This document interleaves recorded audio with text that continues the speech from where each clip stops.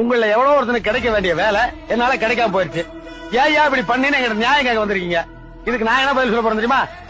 அப்படித்தாடா பண்ணுவேன். உங்களால என்னடா பண்ண முடியும்? என்ன பண்ண முடியும்? என்ன வேணும் கத்துவீங்க? அப்புறம் கத்துங்க. அட கத்துக்கப்பா. எங்களை பார்த்தா கிண்டலா இருக்குல்ல?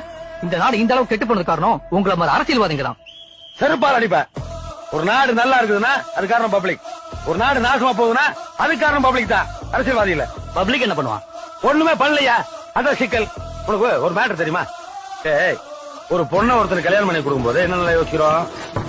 பையன் படிச்சவனா, எங்க வேலை பாக்குறான், எவ்வளவு சம்பாதிக்கிறான், நல்லவனா கெட்டவனா, சீரட் குடிப்பானா, தண்ணி போடுவானா, பான்பராக் சாப்பிடுவானா, இத்தனையும் விசாரிச்சு கல்யாணம் பண்ணி வைக்கலாம்.